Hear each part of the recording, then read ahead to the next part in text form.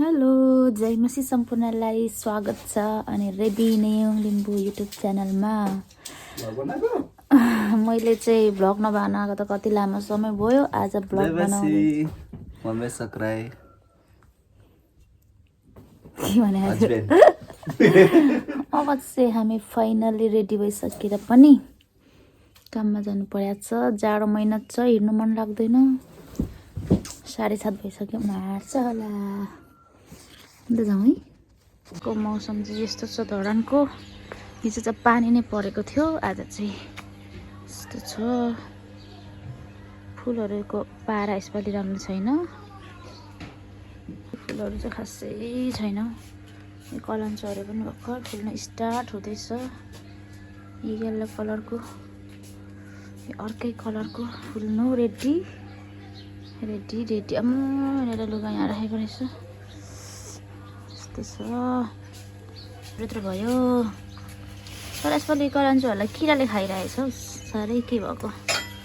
ओहो, यो चाहिँ अर्कै खालको फुल लहरै छ, यतादेखि लिएर उता उतासम्म। अनि फुलहरू त्यस्तो यसपालि छैन राम्रो। यो चाहिँ फुलिरहेको छ।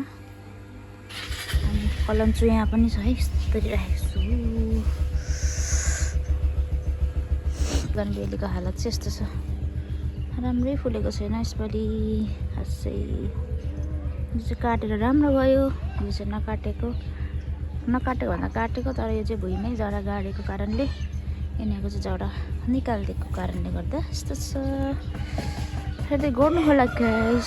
हामी चाहिँ अब लाग्यौँ आफ्नो काममा प्रस्थान हुँदै। छिटो आउनु न हौ, ढिलो भइसक्यो।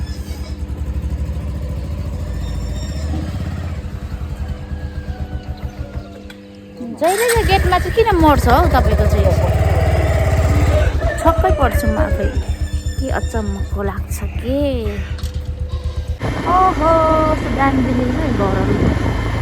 अब यहाँ चाहिँ पछि हरियो हरियो हरियो के भन्छ यसलाई? सिरिजको रुख हरियो त है। काठमाडौँको जस्तै सिरिजको फुल यहाँ रोपेको छ है। पछि त्यसमा त यहाँ लाइन लाग्छ। यहाँ फुलिरहेको पनि छ, सानो फुलेको छ यहाँ चाहिँ। यहाँ पनि दामी हो है। पहिला त घरहरू नदेखिने, अहिले चाहिँ घरहरू मजाले देखिन्छ रोड बनेपछि चाहिँ। भाइरल क्याफे रेस्टुरेन्ट यहाँ देख्न सकिन्छ है एकदमै। यहाँ चाहिँ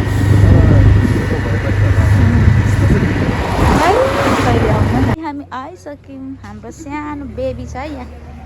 टोनी टोनी टोनी बिस्कुट खाने ल, पख्ला अहिले। हाम्रो कारखाना हो, फाइनली आइपुग्यो। सबै केही छैन भिजेर। हाम्रा कुर्सी, बस्ने कुर्सी। चिया खानुपर्छ। गिस्टुले दिएको चिया हामी खान्छौँ। चिया शीत परेर केही छैन जिन्दगानीमै। पानी जमेर हिजो त झन् पानी नै परेको थियो। यस्तो छ है गाइस। कराइरहेछ यार, के भयो? यहाँ चाहिँ ढुकुरको गुड थियो, बच्चा पनि निकालिसकेको थियो। छोरा चाहिँ कहाँ हाल्यो उनीहरूले? छोराछोरी थाहा छैन। यो कराइराखेको छ यार, के भएको? फाइनली धरानमा चाहिँ आज अलिकति घाम लाग्यो है। यस्तो छ मौसम। अब म तपाईँलाई चाहिँ यहाँ हात्ती आएको थियो क्या 2 दिन। हात्ती आएर यहाँ के गर्यो तपाईँलाई म देखाउँछु। हेर्नु, यहाँ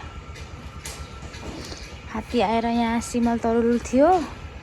अनि यो सिमल तरुलको बोट सबै यस्तो खनेर होइन खाएर केराको हालत यस्तो बनाएको छ। अनि यहाँ हात्तीले त टट्टिनी गरेको छ त। यहाँ हात्तीले यस्तो खाएको छ कि यहाँ सिमल तरुल खनी चाहिँ पहिला हालेर सिमल तरुल त हात्तीले अनि मुसाले। अनि यहाँ चाहिँ के जति अरे दुम्सीले खत्तमै बर्बाद बनाउँछ। अनि हात्तीले खाएर चाहिँ यहाँ यसरी। हात्तीको टट्टी पनि कस्तो हुँदो रहेछ भने घाँस जस्तै। हेर्न सक्नुहुन्छ नि हात्तीले के गर्यो यहाँ। ओ एम यात्रा। हात्तीले चाहिँ यहाँबाट बाटो बनाएको छ, यहाँदेखि माथि जान्छ। अनि खास कहाँबाट आयो भन्दाखेरि चाहिँ यहाँ है, यहाँबाट है। आइया यस्तो बाटोमा हिँड्छ कि हात्ती। अब हात्तीको पाइला हात्तीले टेकेको हो भने त यो चाहिँ हाम्रो चाहिँ कम्पाउन्ड हो नि त। पहिला नि हात्ती आएको थियो अनि पहिला चाहिँ हात्तीले यहाँ थोरै मात्रै बिगारेको थियो क्या, अलिकति यति बिगारेको थियो। यसपालि चाहिँ त्यहाँदेखि यहाँसम्म वाल बिगारेर खत्तम बनायो। अब हात्ती हिँडेको डोप पनि देखाउन चाहन्छु। ओहो हेर्नु सक्नुहुन्छ यो जुन पानी जमेको छ नि चाहिँ हात्तीले टेकेको हो। अनि उपर पनि छ हात्तीको यो खुट्टाको त्यो डोप।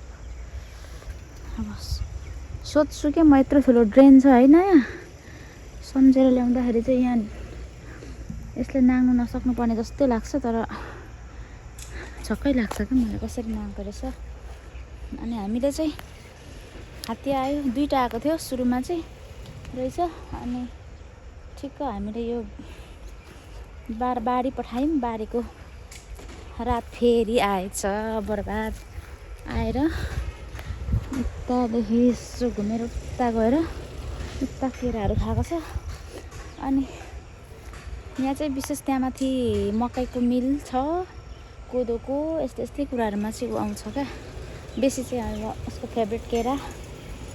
अनि त्यहाँ पर पनि धेरै केराहरू उखुहरू सब खाइदिएको रहेछ। अनि हाम्रोमा चाहिँ खासै त्यस्तो क्षति चाहिँ केही गरेको छैन। तर हाम्रो कम्पाउन्ड चाहिँ बिगारिदिएको छ। अनि यही नै हो क्षति गरेको भनेको चाहिँ यति नै छ।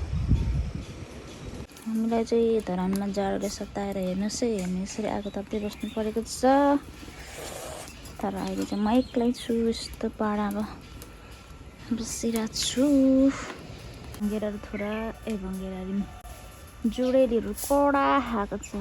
Oh my God, खानेहरू कालै कालै छु। छोरा छैन उड।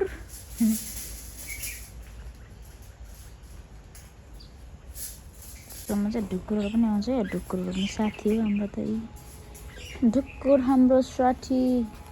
अर्को ढुकुर यता खाँदैछ। यी हाम्रै छेउमा त्यसले गुड बनाउँछ, बच्चा निकालिसक्यो। यस्तो छ त चराचुरुङ्गीको रमाइलो त।